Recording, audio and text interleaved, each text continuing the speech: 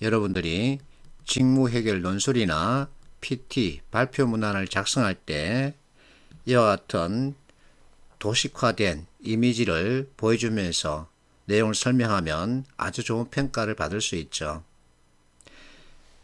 자, 코트라 무역협회 같은 경우 이와 같은 논술 주제를 주고 있죠. 엔저가 우리 경제에 미치는 영향은 무엇일까? 결국은 엔화 환율에 따른 우리 산업 현장의 영향에 대한 분석이라는 거죠. 자, 일산 부품을 우리는 많이 사용하는 편입니다.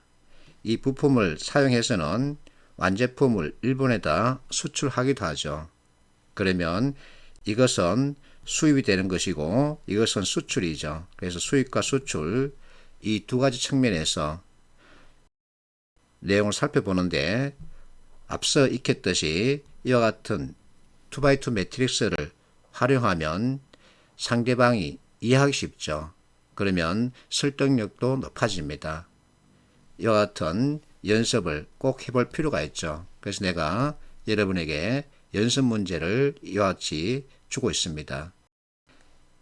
자, 이번에는 회사 업무의 중심인 프레임워크에 대한 이해입니다. 앞에서 봤던 도식화 작업의 연장선상이죠. 프레임은 사고의 틀을 말합니다. 그래서 프레임워크는 키워드를 이렇게 그룹핑해서 이 키워드 관련 업무를 우선순위 등에 따라서 내가 할 일을 일목요연하게 정리해 놓은 테이블이라고도 할 수 있습니다. 자, 내가 받은 그 논술 또는 PT 관련 내용 이와 같은 틀에 따라서 내용을 정리하면 상대방 이해하기 쉽죠. 그래서 어쨌든 이해력과 설득력을 높이는 쪽으로 전체 내용을 구성하는 게 가장 좋습니다. 자, 연습 문제를 내가 몇 개 여러분에게 보여주고 있는데 이미 책에서 전체를 다 설명해 놨으니까 기회비용 관점에서 판단해서는 결정을 하면 되죠. 중소기업진흥공단 이 문제 역시 마찬가지입니다. 전체를 기회비용 관점에서 판단하고 결정하면 되죠.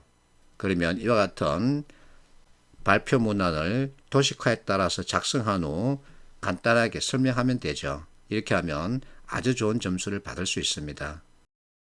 자, 연습 문제 C는 별도로 다루겠습니다. 여러분들이 보고 있는 NCS 워크북에 수록되어 있는 자료죠. 팀 단합대회를 하기 위해서 야구 게임을 하기로 했는데 현 인원은 16명이랍니다. 야구 게임을 하기 위한 필수 요원은 18명이죠. 그러면 어떻게 해결하겠니? 하고 묻고 있죠. 자, 우리가 앞에서 익혔던 것들을 그대로 적용할 수 있습니다. 어쨌든 판단 기준을 잡아야 되겠죠. 그러면 그 판단 기준을 왜 그렇게 해야 되는지 그 이유, 배경, 목적을 놓고 다룰 수 있겠죠. 그러면 그 판단 기준을 어떻게 활용할 것이냐. 그러면 우리가 얻는 기대이익은 무엇일까? 이와 같은 관점에서 보면 답을 만들 수 있죠. 자, 야구를 하는데 필요한 인원은 18명이죠. 근데 현재 인원은 16명입니다. 둘로 나누면 8명이죠. 그래서 각 팀 1명이 부족하죠.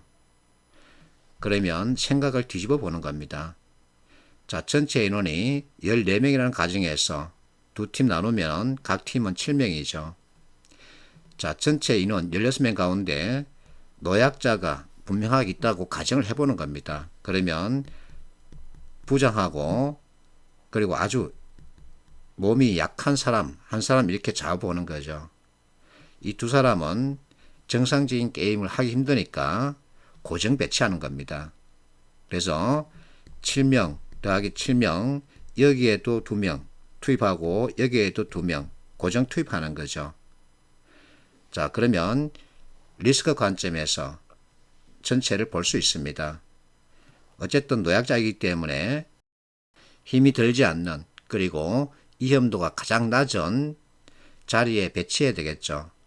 자, 야구에서 가장 위험도가 높은 자리는 포수입니다. 그리고 일루수죠. 그리고 대개 오른손잡이이기 때문에 삼루수가 위험하죠. 그리고 유격수, 이루수, 좌익수 이렇게 위험도가 높은 자리 아주 신체 건강한 그리고 나이도 적은 팀원들을 배치하고 중견수와 우익수 이 자리는 고정시키는 거죠. 그러면 노약자 2명은 계속 여기에 앉아 있으면 됩니다. 자, 이렇게 해서 야구 게임을 마쳤습니다. 기대 효과는 무엇일까요? 부장이니까 전체를 책임져야 되죠. 그리고 또 실제 게임에 참여하긴 했지만 가장 많이 쉬었죠. 그래서 뒤풀이 비용을 부장에게 떠넘길 수도 있겠죠. 이와 같은 관점에서 접근하면 아주 쉽게 문제를 풀 수 있죠. 그래서 전체 맥킨지 스킬 관점에서 보면 여러분들이 많은 것을 익힐 수 있습니다.